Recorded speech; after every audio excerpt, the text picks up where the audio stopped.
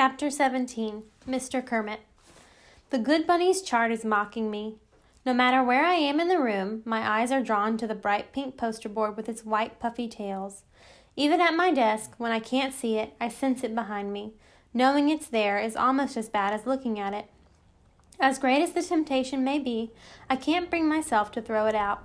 Emma keeps finding excuses to come over and check on it. She's frustrated that no one is earning any puffy tails. She's determined to stick with the teaching style that worked with her kindergarten class last year. Her mother was like that, 100% headstrong when she believed she was right. Middle schoolers won't excel for that kind of infantile reward system. And these particular middle schoolers wouldn't excel if you put 10,000 volts to the soles of their feet. The only thing that motivates them, apparently, is the prospect of dumping mass quantities of vuvuzelas into the river. But that's another story.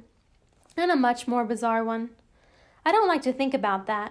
There are some questions that should never be answered. My new habit is to get to class before the kids. That way I can be finished with the New York Times crossword puzzle by the time they arrive. Just because the school saddled me with the worst class in the district doesn't mean I have to pass that disrespect on to the students. They deserve better. Some of them. One or two. And anyway, all of them jumped into the river when they thought their teacher was drowning. That says something. I'm still not sure what. As I spread the newspaper out, I have to push the toilet bowl to the edge of the desk, which sends some papers skittering to the floor. A couple of weeks ago, I would have barely noticed, but now that this place sort of looks like a real classroom, it's worth a little effort to keep things neat. If not, one of these days, Emma might show up with a clean bunny's poster board, and this one will have the name Zachary on it. I'm about to toss the papers when I recognize the first page.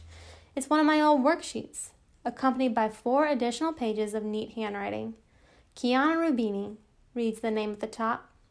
I remember her handing something in like this, and come to think of it, she's always been a little bit less out to lunch than the rest of them. I scan a few lines. It's an essay of all things, and it seems to be pretty well written. I read on, drawn in by her compelling sentences and well-constructed arguments about mass transit. She's really enthused about the subject, and she expresses herself beautifully. What is she doing in SCS 8? This is brilliant work. Any teacher would be delighted to receive an essay like this. Why, back when I was first starting out, my vision clouds. That was a long time ago, when teaching was more than a job. It was a sacred mission. I was young and stupid then, and I vowed never to make that mistake of caring about the students. I cared about Jake Terranova once, and look where that got me. On the other hand, it isn't Kiana's fault that Terranova went into business selling exams. It won't be breaking the promise I made to myself to give her the feedback she deserves for a fantastic piece of work. So later, when the students arrive, I return her paper. Written across the top is A+ excellent. She's surprised at first, then thrilled. It triggers more long-suppressed memories, well-deserved praise, pride, and satisfaction. Motivated teacher, motivated student. Then she asks the question I expect the least. Do I get a puffy tail? Why would good bunnies even be on the radar screen of someone capable of writing such a top-notch essay? But I reply, sure, why not? As I attach the Velcro puffy tail next to her name on the chart, I have the undivided attention of every soul in that classroom. If I'd taken out a sword and knighted the girl, it couldn't have been a bigger event. Barnstorm raises a crutch. How come she gets one of those things? What about the rest of us? She wrote an essay, I explain. If you want a puffy tail, you have to work for it. Not necessarily, Parker pipes up. Miss Fountain says you can also get one for being a helpful hare. I drive my Grams to the senior center every day. If that's not helpful, what is? So he gets a puffy tail too. That opens the floodgates. I loaded the dishwasher after dinner last night. I did blue paste paint at the Avatar convention. I broke scoring records in 3 sports. I took out the garbage. I award puffy tails like it's going out of style. True, most of these accomplishments aren't very impressive, but puffy tails themselves are so meaningless that it would be hypocritical to raise a standard to earn them. Raheem gets one for staying awake long enough to receive it. Only Aldo can't come up with something better. Then, on the bus today, this kid tripped over my book bag and he landed in gum. I sigh. That doesn't sound very, helpful to me. Aldo tries again. Well, now it's in his hair, and he can't get rid of it, and he looks like a doofus.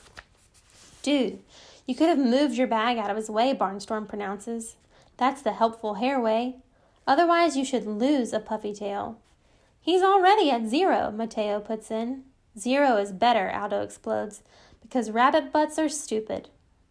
Easy to say when you don't have any, Barnstorm needles. Come on, Aldo, Kiana whispers. You must have done something nice. The boy's still stumped. He sulks for the rest of the day. Just before lunch, Emma looks in, catches sight of the poster board with so many new puffy tails, and beams with pleasure. When I submit the official request for a school bus, Principal Vargas regards me with deep suspicion. She's probably thinking about how many vuvuzelas you can cram into a whole bus. A lot more than 1,000, for sure. It's elaborate. It's for a field trip. Field trip? She's amazed. For your kids? Where? We're going to Terra Nova Motors.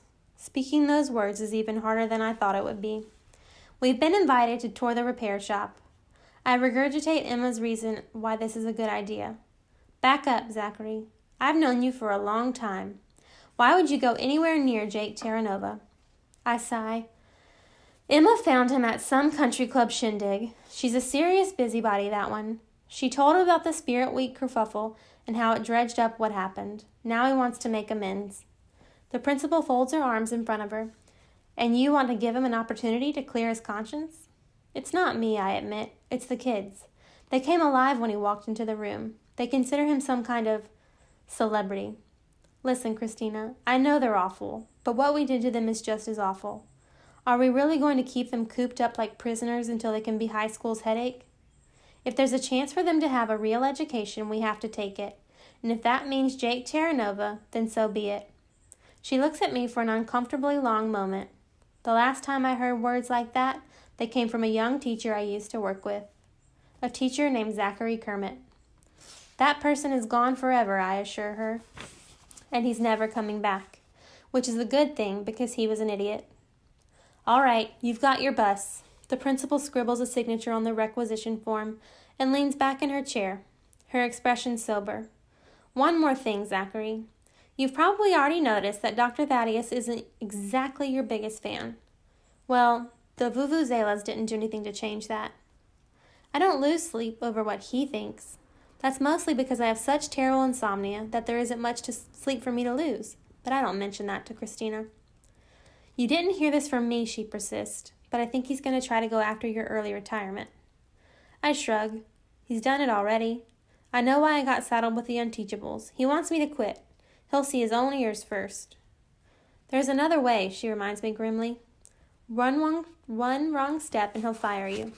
Don't give him cause. I'll protect you as much as I can, but I'm not the superintendent. He is. And never underestimate how much power that gives him.